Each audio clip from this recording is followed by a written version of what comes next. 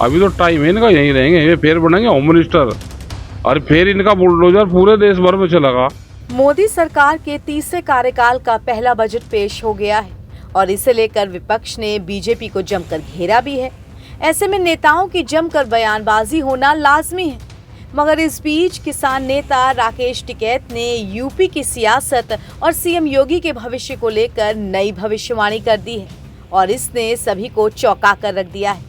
राकेश टिकैत ने अपने एक बयान में कहा कि 2.5 साल बाद योगी जी सेंटर में जाएंगे, अभी तो टाइम है इनका, यहीं रहेंगे, फिर इनका बुलडोजर पूरे देश में चलेगा, इससे ये डरवाने का काम करेंगे, अभी कोई कहीं नहीं जा रहा। बीजेपी वालों का बहुत बड़ा मकड़ जाल है, इनके चक्रव्यूह में तो जो फंस जाएगा वो निकले थोड़ा, इनमें कोई कहीं नहीं जा रहा। ये आपस में ही बयान देके ये देखे कि कौन किसके साथ में है, जोन सा निकलता था दिखेगा नेता, और नेता को तो ये मारते हैं, नेता की तो ये वो जो जिसे भ्रूण हत्या नहीं होती ऐसे करते हैं। ये कहीं नहीं जाएंगे, ये 2.5 साल बाद में योगी जी जाएंगे सेंटर में, अभी तो टाइम है इनका, यहीं रहेंगे, ये फिर बनेंगे होम मिनिस्टर और फिर इनका बुलडोजर पूरे देश भर में चलेगा, इनसे फिर डरवाने का काम करेंगे, अभी नहीं कहीं कोई जा रहा।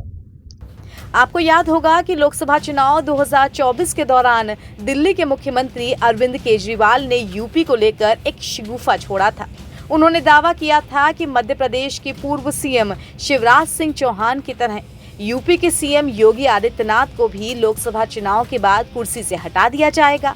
अब लोकसभा चुनाव के नतीजे आए 1.5 महीने से ज्यादा का समय हो गया है, तो यूपी को लेकर फिर ऐसे ही कयास लगने लगे हैं।